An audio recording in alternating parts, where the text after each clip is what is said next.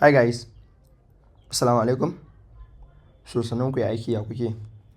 So kamar yadda kuke gani insha Allah wannan bidiyon zan na muku the best trading strategy wanda za ku dinga amfani da shi, wanda kuma wannan strategy ne wanda sometimes like zai dinga ba ku maybe 70 to 80 win rate. Kun gane ba? So wannan strategy ne wanda like ana making profit sannan kuma bayi da wani wahala. So insha Allah wannan bidiyon zan na muku step by step yadda za ku fara amfani da wannan strategy. So amma ku manta ku danna mun subscribe sannan ku danna mun like a wannan bidiyon. Alright. Idan muka duba da kanan yanzu za ku ga normal gashin na shigo chat ina kan trade ne na Euro USD. So za ku ga a wannan trade din na using da wannan strategy ne kamar dai yadda kuke gani anan. So wannan ICT strategy ne kun gani? So kuma strategy ne wanda like yana da matukar daɗi sosai sosai. So amma yanzu bara na nuna muku like kai ma yadda zaka understanding wannan strategy da kuma yadda zaka apply nashi a trading kamar dai yadda ne a nan wajen. So za ku ga wannan trade din ya bani like almost 1 to 3 za ku ga profit ne. So za ga kuma like trade din yayi move sosai haka ba wani taking time a cikin ɗan lokaci kalilan za ga shine ya kai TP don ka duba da kai yanayin candle din yanayin da ya bada move za ga wani imbalance nan ya bada. So kuma yanzu insha Allah zan nuna muku kun gane ba yanda za ku fara apply din wannan strategy a trading kamar yadda kuke gani haka. So abu na farko idan muka duba wannan strategy ne muke ce mai power of 3. Wannan power of 3 din ya haɗa da abubuwa guda uku ne. Na farko akwai accumulation, manipulation and distribution. So abu na farko da ya kamata ka sani shine ka san like wani kalan session ne kake yin trading. Kusan me ake nufi session wanda a kowane 24 hours muna session guda uku ne. Na farko muna da Asian session, muna da London, muna da New York. Wanda idan muka dauki wannan Asian session nan shine ya hada da Sydney da Tokyo. Ma'ana wannan time din shine ake buɗe bankuna a Asian country. Shine ya kama let's say karfe 12 na dare zuwa karfe 9 na safe. Kun gane ba? So lokacin ne mutane da dama wanda suke yin trading a wannan session din suke shiga market suke yin trading. And then akwai London, shi kuma London yana kamawa ne like karfe 9 na safe ko zuwa karfe 6 na yamma da yake lokaci ya canza. Sannan akwai New York, shi kuma New York yana kamawa ne around karfe 2 na rana zuwa karfe 11 na dare. So wannan shi sune session da muke da su like Asian session, London, New York. So wannan strategy dole za ka san kowane kalan session anan. So amma bari mu muku bayani. Abu na farko a wannan strategy za ku ga muna ce mai power of 3. Na ga muku akwai accumulation, manipulation and distribution. So idan muka dauka na farko menene wannan accumulation din? So wannan accumulation phase din nan yana faruwa ne lokacin da ake Asian session ma'ana lokacin da dare kenan. Maybe da dare a lokacin mu kenan, maybe lokacin mu mun kwanta bacci around karfe 11 na dare. So za ku ga like market na fara samun accumulation, let's say ranging market kenan ko consolidation kamar yadda kuka sani. So sannan ana zuwa a samu manipulation a London, sannan ana zuwa kuma a samu distribution a New York da London still. So wannan strategy ne wanda za ka dinga amfani da shi ta kowane bangare guda biyu. Sometimes za ka iya amfani da shi a bullish, sometimes kuma za ka iya amfani da shi a bearish. So amma bari na muku example yanda za ku fahimta. So yanzu idan muka dauka bari mu fara muku misali da wannan accumulation nan. Na ga muku accumulation yana faruwa ne a lokacin da ake Asian session. So for example me wannan accumulation din nan. Let's say mu dauka yanzu haka. Kuna gani ba? So za mu ga wannan muna iya ce mai ranging ko mu ce mai consolidation ko sideways. So idan muka yi duba haka za mu ga wannan shine abin da muke ce mai accumulation. So wannan accumulation din yana faruwa ne lokacin da ake Asian session. Ma'ana lokacin Tokyo da kuma Sydney. So ma'ana a lokacin idan muka duba za mu ga market din tana tafiya between support and resistance ba normal. So za mu ga a nan sama idan muka duba daga nan sama za mu ga akwai sabon kugan.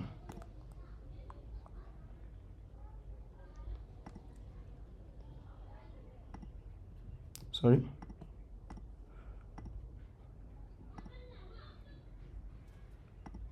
So za mu ga nan sama akwai buy stop.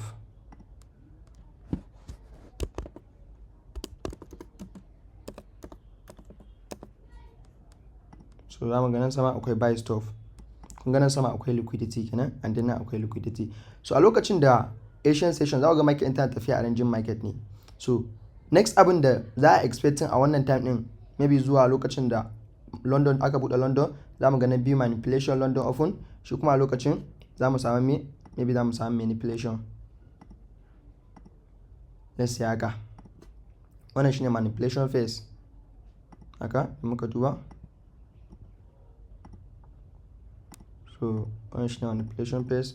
Za mu ga a lokacin za a samu manipulation. Za mu ga duk wani retail traders da suka yi placing order anan, za mu ga duka sai da aka kwashe liquidity kowa anan. So after an samu manipulation, so daga nan kuma sai market ta tafi me? Sai market kuma ta tafi distribution, wanda shine ainihin daman direction din market din. Shine nan kenan. For example nan haka.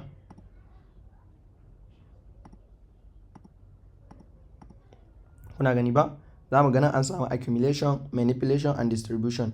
Let's say bayan sabu ku gani. A na farko za mu samu accumulation, shine nan level din kenan ko, and then idan muka duba na biyu kuma daga nan sama kenan za mu ga shine muka sama manipulation, a sha accumulation, manipulation. Sannan na uku kuma shine a nan level din, shine za mu sama distribution, wanda wannan distribution din dama shine ainihin direction din market din. So ina fatan kun gane anan an samu accumulation, market tana ranging market. So anan akwai mutane dama suka place order, so an samu manipulation. Duk wanda suka place order anan an riga an fitar da su a wannan trade din. Like wannan manipulation din maybe ma wood kenan ba. So anytime wannan market ana manipulation, duk area da akwai liquidity. So amma area maybe idan anan akwai order, sometimes zai je tafi let's say wani point of interest, let's say order block ne ko kuma fair value gap ko kuma breaker block, wanda wannan in Allah ya dan samu time na ƙara ku bayani akan su. So idan ya je typing kai kuma da kan ne zaka yi da opportunity din sai ka nema sell. Kamar yadda kuke zamu ga accumulation, manipulation, distribution. So wannan shine abin da ya fara nan, zamu ga shi nan power of 3. Accumulation yana faruwa ne a Asian session, and then manipulation yana faruwa ne a London open, sannan distribution kuma yana faruwa ne a London to New York open. So kamar yadda kuke gani. So wannan shine abin da ya faru kenan. So nan kuma kenan nan a bearish phase kenan ko. So idan muka duba kuma a bullish kuma zamu ga shi ma still abin da za a samu, let's say zamu ga shi ma still za a samu wannan accumulation din nan. Shine accumulation phase, shine abu na farko da za a samu kamar yadda kuke gani. Zamu ga shine accumulation. After accumulation kuma sai mu expect maybe manipulation, tunda shi ma dai anan still nan kuma akwai sell stop. Gani akwai sell stop daga nan level din. Nan level ne wanda shi ma duka akwai liquidity. So zamu gani. So kun ga idan ya zo nan, kun ga nan an tattara liquidity kowa, duk wanda suke place in trade anan level din an fitar da su. So anan shine muka samu me? Anan shine muka samu manipulation kamar yadda kuke gani. Zamu ga shi manipulation. After manipulation kuma sai mu nema kuma distribution. So wannan distribution din shine wanda zaka amfani da shi, zaka place in trade. Idan a lokacin buy ne zaka yi ko kuma sell, based on dai abin da ka gani a lokacin. Kamar yadda kuke gani, zamu ga shi ma gashi nan. Zamu ga na farko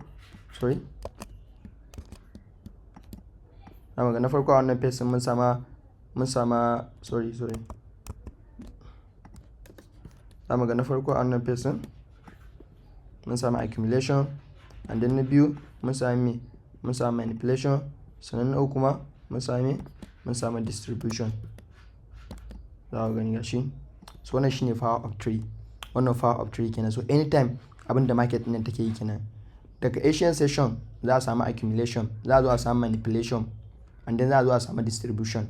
Kun gane ba? So kai nan anytime idan kai yanzu kana dan Nigeria, so dama na san ba za ka dinga yin trading da daddare ba.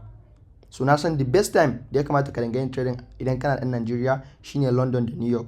So da dare za ga market tana accumulation ne kamar yadda kuke ne haka. After an samu accumulation din kuma, so zaman zaka dauka red angle na ka zana wajen da aka samu wannan accumulation din. So za ga an samu breakout, wanda wannan breakout din za mu iya ce mai fake out kenan. So za ga ya fita, and then kuma ya dawo kuma yana kokarin ya koma wannan breakout din ya koma fake out. So kai da kan ne zaka yi da opportunity naka sai ka nema sell. So idan ka same ta a bearish direction kenan, kaman exactly haka ne nuna muku. Idan kuma a bullish ne shi ma haka, za ga accumulation, za ga manipulation, sai distribution din shi kuma ka nema buy. So wannan shine abin da muke ce mai power of 3. Power of 3 based on session din da kake trading ne. So amma duka wannan session din guda uku ya kada su. Gashi nan a Asian session ana samun accumulation, a London za a samu manipulation, a London da New York din still kuma za a samu distribution lokacin market din za ta tafi kenan haka. So ina fatan kun gane like ina fata kun yi understanding anan kenan. So kuma yanzu bara na nuna muku yanda za ku gani a chart, yanda za ku ƙara ganewa da kuma yanda ne amfani da shi a wancan trade din. So kamar yadda kuke yin daga nan, wannan shine wancan trade din da na nuna muku. So zamu ga wannan trade din, zamu ga a wannan level din nan, wannan shine Asian session nan, na an samu accumulation. Inda aka samu accumulation nan zamu ga nan kasan nan, like na akwai liquidity sosai anan. Zamu gani? Zamu ga nan level din akwai liquidity a nan level din. So abin da ya faru anan an samu accumulation. After an samu accumulation, sannan sai muka samu ga wani candle nan wanda ya weak. Wanda wannan candle din anan shine aka samu me? Wannan shine wanda aka samu manipulation. Ma'ana nan idan ka duba duka yayi tin stop loss din kowa. Duk wani wanda ya shiga trade din anan, mutane sun sa stop loss din su ne anan. So ga dukkan an samu manipulation, sai da kowa aka fitar da shi daga wannan trade din. So after wannan manipulation din kuma shine daga nan aka samu me? Shine daga nan aka samu wannan distribution nan. So zamu ga gashi nan accumulation, manipulation and distribution. Wannan accumulation din an same shi ne a Asian session, and then wannan manipulation din an same shi kuma a London open. Sannan wannan distribution din shi kuma an same shi a London to New York open. Kun gane ba? So aka samu wannan. So kun ga wannan shine wanda ne using da shi kenan a wannan trade din da na nuna muku a farkon bidiyon nan. Zamu gani daga nan after an samu wannan accumulation din, daga nan sai ne amfani da nan ne place on order. Na sa take profit ina anan, and then stop loss din shi kuma na sa shi a kasar liquidity nan. Kun gane ba? So amma ban shiga trade din ba sai da aka samu wannan candle din wanda ya weak din nan. Like wannan shine wanda aka samu manipulation din nan. So ina fatan kun gane. So wannan shine strategy na power of trade. Wannan power of trade like ICT strategy ne, wanda strategy ne wanda like zaka tsaya kai mastering nashi. Akwai abubuwa dama da ya kamata ka tsaya ka san su. Let's say idan muka duba a kasan nan duk inda akwai liquidity nan, so zaka duba inda trade din zai je ya tapping, maybe zai iya zuwa ya je ya tapping let's say wani order block ko kuma wani favor lookup ko kuma wani breaker block. Kun gane cikin waje uku nan zai iya zuwa ya je ya tapping waje daya. After ya tapping waje ɗayan nan, daga nan kuma sai tafi main direction nan, domin nan akwai liquidity. Like zamu ga an tattara liquidity. Kun gane? Idan muka duba kuma daga nan zamu ga kamar yadda na ga muku, zamu ga daga nan level din nan, zamu ga daga nan an samu me?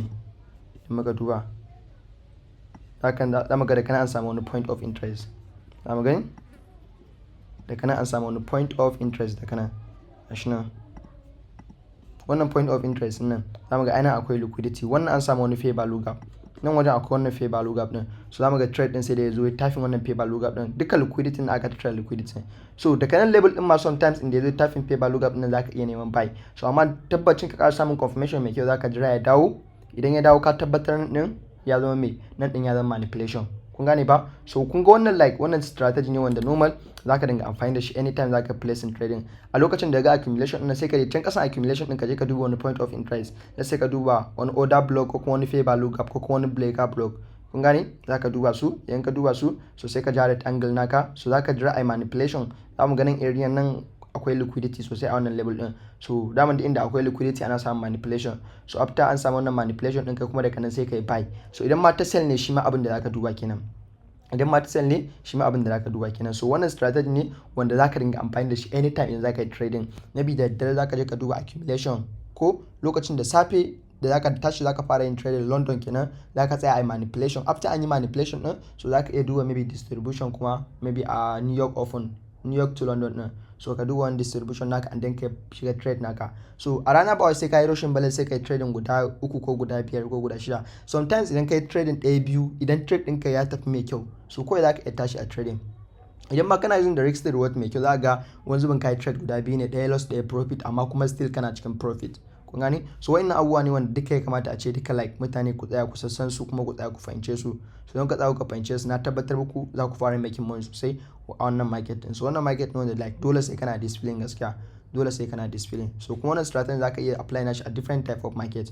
So kuma ta dai ku danna mun like, sannan ku danna mun subscribe a wannan channel din. Sannan idan kuna da wani bidiyo wanda kuke so na buku, so sai kuma dropping a comment section. In Allah ya da cikin wannan month din kamar da na muku alƙawari zan muku bidiyo akan different type of abubuwa, tun da kan trading, investing, dropshipping, affiliate marketing, let's say wasu different side of hustle da zaka je kai making money. Insha Allah zan yi kokari sosai zan muku bidiyo. So ina fata kuma kuna jin daɗin wannan bidiyon. So kuma ta dai ku danna mun like a wannan bidiyon. Sai ma da next video. Thank you.